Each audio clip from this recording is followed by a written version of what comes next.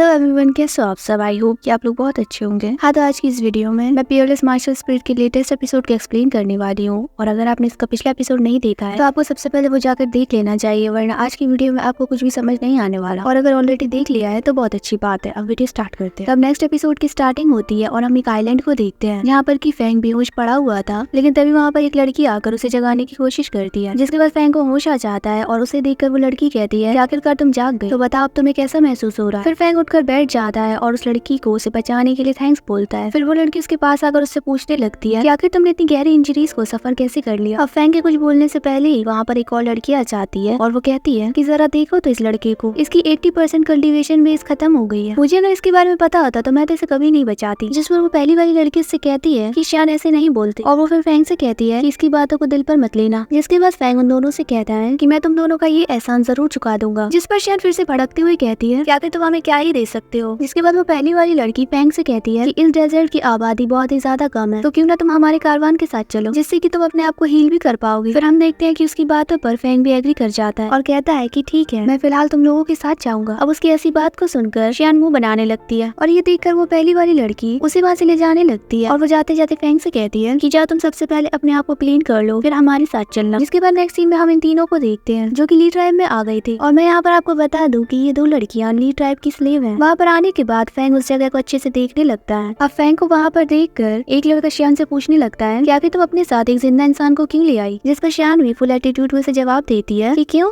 एक मरे हुए इंसान को लाना पॉसिबल है क्या। लेकिन तभी हम देखते हैं कि वहाँ पर मास्टर शांग और मिस ली आ रहे थे। उन्हें आता हुआ देखकर वहाँ पर मौजूद सारे स्लेव्स अपने घुटनों पर बैठ जाते हैं और बस फैंग ही खड़ा रह गया था। उसे खड़ा हुआ देखकर एक स्लेव उससे कहता है कि आखिर तुम क्या कर रहे हो, जल्दी से नील डाउन हो जाओ। जिस पर फैंग उससे कहता है कि मैं हर किसी के सामने घुटने नहीं टेकता और ना ही ये डिजर्व करते हैं। तभी हम देखते हैं कि मिस ली इन लोगों को देख रही होती है और ये देखकर वो पहली वाली लड़की फैंग को पकड़कर कहने लगती है कि आखिर तुम इतना रूडली बिहेव क्यों कर रहे हो, जल्दी से नील डाउन हो जाओ वरना यंग मास्टर तुम्हारे लिए मुसीबत खड़ी कर देंगे। वहीं वो दूसरा लड़का भी कहता है कि आखिर ये तो किसी की परवाह ही नहीं करता। वहीं दूसरी तरफ मास्टर शांग अपने घोड़े से उतरकर मिस ली के पास जाकर कहता है क्या मैं तुम्हारी हेल्प करता हूँ। जिस पर मिस ली उससे कहती है कि कोई जरूरत नहीं है, मैं खुद कर सकती हूँ। और इतना कहकर वो अपने आप घोड़े से नीचे आ जाती है। ये देखकर उस मास्टर को गुस्सा आ जाता है और तभी उसी टाइम पे उसकी नजर फैंग पर पड़ती है और वो उससे बहुत ही ज्यादा गुस्से में कहता है कि एक स्लेव होकर तुम्हें रूल्स नहीं पता, तुम्हें जिंदा रहने का कोई हक नहीं। इतना कहकर वो अपना एक अटैक डायरेक्टली फैंग पर कर देता है, लेकिन फैंग की गोल्डन बॉडी ने उसके अटैक को आसानी से सप्रेस कर दिया था। और जिसके बाद फैंग बहुत ही ज्यादा सीरियस होकर उससे कहता है कि मैं तुम्हारे कारवान में से नहीं हूँ, इसीलिए मुझे आइंदा स्लेव कहने की हिम्मत मत करना। अब ऐसी बात को सुनकर वहाँ से जा रही मिस ली रुक जाती है और वो अपने मन में कहती है कि शियांग ऐसी स्ट्रेंथ के साथ इस लड़की का कुछ भी बिगाड़ नहीं पाएगा। जिसके बाद वही लड़की डरते हुए आगे आकर कहने लगती है कि यंग मास्टर और मिस ली, मुझे ये इंसान रोड पर पड़ा मिला, इसीलिए मैंने इसकी मदद की और मुझे इसके बारे में आपको बताने का टाइम नहीं मिला। अब ये सुनकर शियांग बहुत ही ज्यादा अकड़ में फैंग से कहता है तुम हमसे ही हेल्प लेकर हम पर रौब दिखा रहे हो और तुम्हारी हिम्मत कैसे है मेरे से ऐसे बात करने की। वो ये सब बातें कर ही रहा होता है कि तभी अचानक से मिस ली आकर उससे कहती है कि शियांग गोंगजी चलो भी आज के लिए से जाने दो। अब मिस ली की ऐसी बात को सुनकर शियांग कहता है कि अब तुम ऐसा कह ही रही हो तो फिर ठीक है, मैं तुम्हारे कहने पर इसको छोड़ देता हूँ। इतना कहकर वो दोनों वहाँ से चले जाते हैं। वही अब हम फैंग को देखते हैं जो कि ट्राइब से बाहर की तरफ जाने लगता है। उसे ऐसे जाते हुए देखकर शियान उससे कहती है कि आखिर तुम्हारी हमारे यंग मास्टर से उलझने की हिम्मत कैसे हुई। जिसके बाद शियान फैंग पर अटैक कर देती है। अब इससे पहले कि उसका अटैक उसको हिट करता, फैंग साइड हो जाता है और जान सीधा नीचे जा गिरती है। और जिसके बाद फैंग शियान से कहता है कि मैं कभी भी वुमेन्स को टच नहीं करता और तुम खुद ब खुद गिरी हो, मेरी इसमें कोई गलती नहीं। लेकिन तभी अचानक से वही पहले वाली लड़की फैंग को चिल्लाते हुए कहती है कि फैंग जल्दी से यहाँ पर आओ, मिस ली तुमसे मिलना चाहती है। फिर नेक्स्ट सीन में हम मिस ली और फैंग को देखते हैं जहाँ पर कि मिस ली फैंग से पूछ रही होती है कि क्या तुम्हें तुम्हारे सेक्ट से निकाल दिया गया है। जिस पर फैंग भी थोड़ा झूठ बोलता है और कहता है कि हाँ ऐसा ही कुछ हुआ था, मैं बहुत ज्यादा घायल भी था, लेकिन शुक्र है कि मेरी ज़ू शियांग ने मुझे बचा लिया। ये उसी पहली वाली लड़की का नाम है जिसने कि फैंग को बचाया था। पर मिस ली कहती है कि अच्छा ऐसा हुआ था, लेकिन मैं तुमसे इम्प्रेस हूँ कि तुमने 5 स्टार वाले शियांग को इतनी इंजरीज होने के बाद भी संभाल लिया। जिस पर फैंग उससे कहता है कि अच्छा वो 5 स्टार पर है, लेकिन मैंने तो इस पर ध्यान ही नहीं दिया। फिर मिस ली फैंग को चाय देती है, लेकिन उसके कप को पकड़कर फैंग समझ जाता है कि इसमें कुछ ना कुछ तो गड़बड़ है। जिसके बाद फैंग अपनी पावर्स का यूज करके उस कप में से यिन यांग सिंबल को मिस ली के कप में डाल देता है। और अब जैसे ही मिस ली चाय पीने ही वाली होती है कि तभी अचानक से वो समझ जाती है कि ये तो वही मैजिक है जो कि मैंने फैंग की टी पर करा था। और फिर वो तुरंत फैंग की तरफ देखने लगती है और जिसके बाद फैंग वहाँ से जाते हुए उससे कहने लगता है कि हमें हमेशा केयरफुल रहना चाहिए, साथ ही तुम खुद को और दूसरों को हट मत करो, ऐसी चालों को चलकर। वही हम शांग को देखते हैं जो कि मिसली के टेंट के बाहर चक्कर लगा रहा था, और अब जैसे ही वो देखता है कि फैंग मिसली के टेंट से बाहर आ रहा है तो वो बहुत ही ज्यादा भड़क जाता है और वो कहता है कि अब तुम्हारी हिम्मत इतनी बढ़ गई है कि तुम ली रोंगिर के टेंट के अंदर भी घुसने लगे। जिस पर फैंग उससे कहता है कि जो मर्जी है वो करो। इतना कहकर वो वहाँ से जाने लगता है। वही हम शांग को देखते हैं जिसका गुस्सा तो साथ में आसमान पर पहुंच गया था, और वो उससे कहता है कि तुम बार बार मुझसे पंगे ले रहे हो, अब तो मुझे तुम्हें खत्म करके ही शांति मिलेगी। इसके बाद शांग डायरेक्टली फैंग पर अटैक्स करना शुरू कर देता है, लेकिन फैंग तो उसके हर एक अटैक से बहुत आसानी से बचते जा रहा था। बहुत देर ऐसा होने के बाद फैंग शांग पर एक जोरदार किक करता है और वो उसके फोरहेड पर एक सील लगा देता है। फैंग की इतनी जोरदार किक से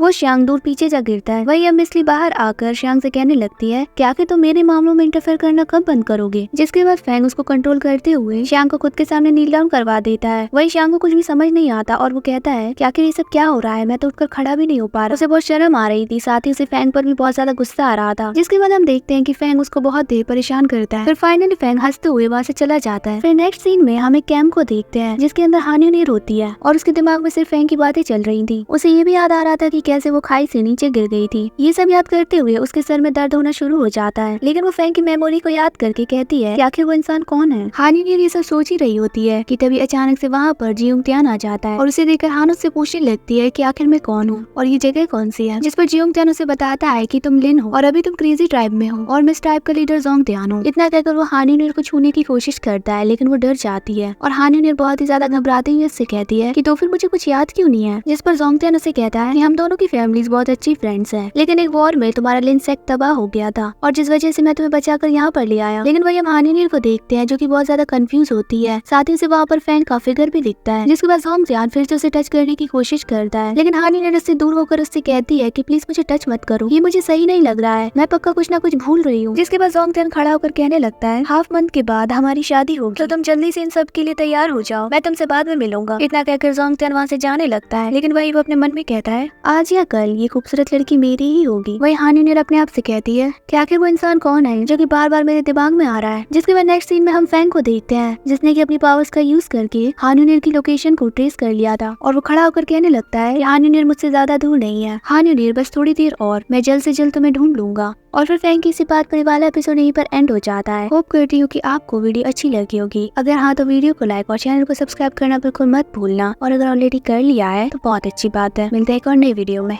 बाय बाय।